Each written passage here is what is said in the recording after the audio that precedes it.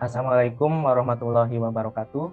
Selamat siang, salam sejahtera bagi kita semua. Om Swastiastu, Namo Buddhaya, salam kebajikan.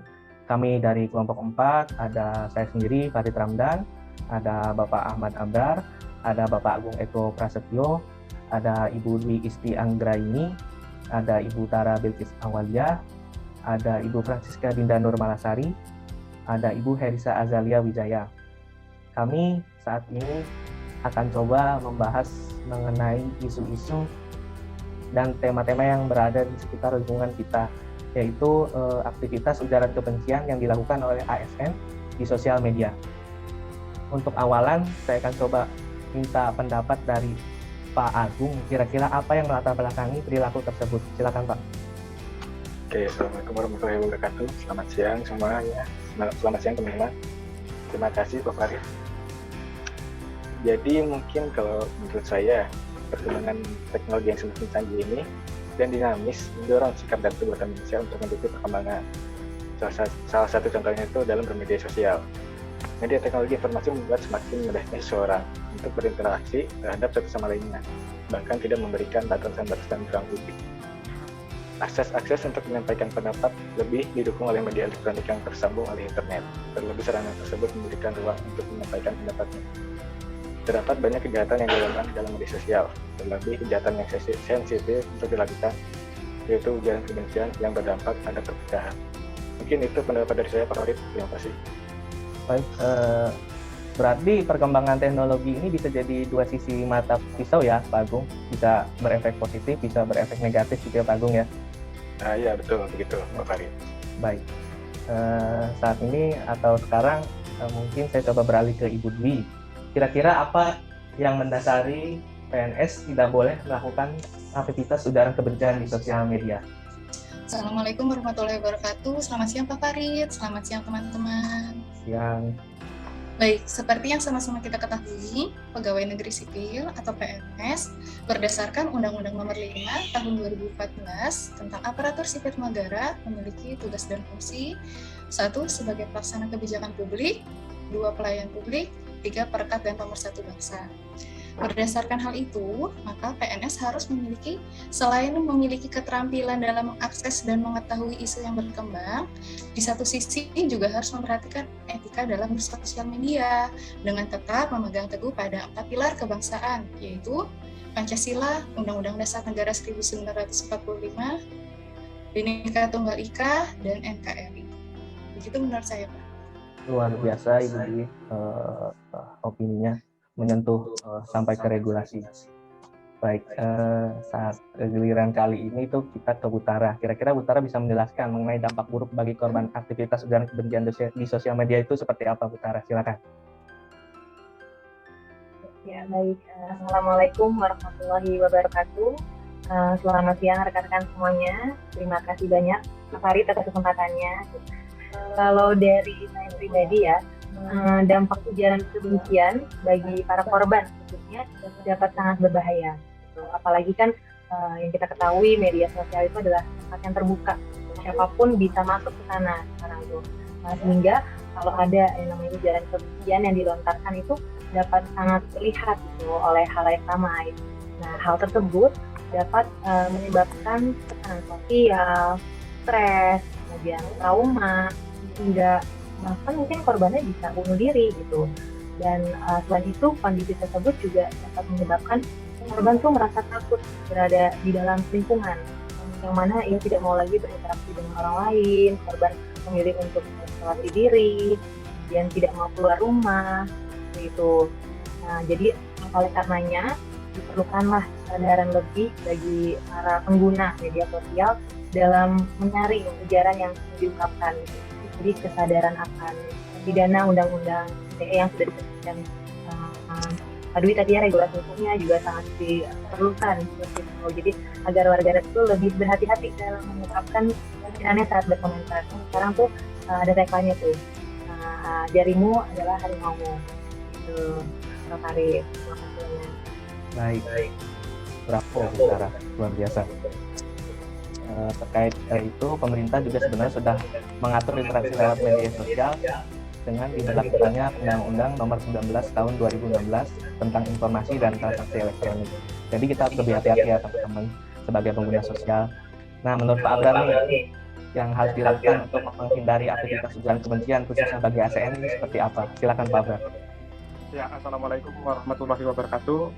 Terima kasih pertanyaannya Mas Farid dan teman-teman sekalian. Jadi menurut saya ya, selain tadi sudah diterangkan oleh Mas Farid, kalau sekarang kita udah punya undang-undang ITE ya, tahun nomor 19 tahun 2016, kita juga nih sebagai ASN, sebagai netizen juga ada beberapa ya tips supaya kita bisa menghindari aktivitas uraian kebencian. Misalnya satu, kita perlu didikan tentang etika di media sosial. Nah, ini tuh udah ada beberapa komunitas atau lembaga seperti APJI atau Kominfo sebenarnya udah ada program tentang itu. Kemudian juga kita bisa mengatur media sosial kita agar lebih positif.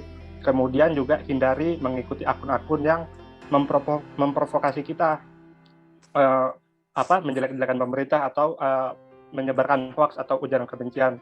Lalu terakhir juga kita bisa melaporkan akun atau mereport akun tersebut yang berisi aktivitas uraian kebencian.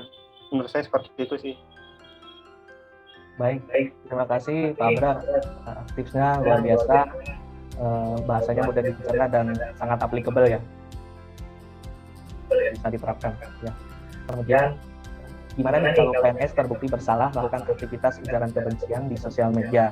Apakah ada sanksi disiplin yang mengatur? Kali ini saya mau coba minta pendapatnya Bu Risa. Silakan Bu Risa. Oke, baik. Assalamualaikum warahmatullahi wabarakatuh. Terima kasih Pak Farid atas kesempatannya. Betul ya, mengenai ujaran kebencian yang dilakukan ASN dalam bermedia sosial ini memang banyak sekali dampaknya seperti yang tadi telah disampaikan oleh Mbak Tara. Dan memang salah satunya adalah dengan sanksi ini ya, mungkin kita bisa meminimalisir tindakan ujaran kebencian tersebut. Untuk mengenai sanksinya sendiri, Kepala Badan Kepegawaian Negara atau BKN telah menerbitkan surat edaran ya Pak Farid.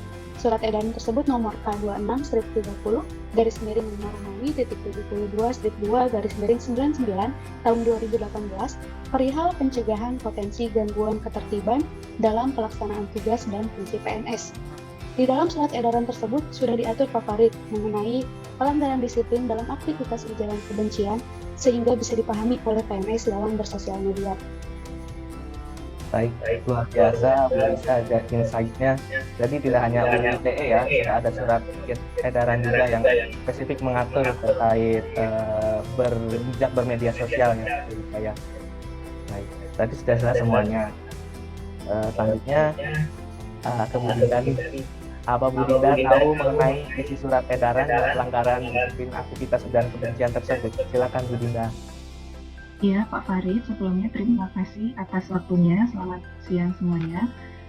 Isi dari surat edaran tersebut antara lain tentang pelanggaran disiplin aktivitas ujaran kebencian bagi PNS di sosial media. Yang pertama yaitu menyampaikan pendapat baik lisan maupun tertulis lewat media sosial yang bermuatan ujaran kebencian terhadap Pancasila, Undang-Undang Dasar Republik Indonesia tahun 1945, Bhinneka Tunggal Ika, NKRI, dan pemerintah. Yang kedua, menyampaikan pendapat baik lisan maupun tertulis lewat media sosial yang mengandung ujaran kebencian terhadap salah satu suku, agama, ras, dan antar golongan.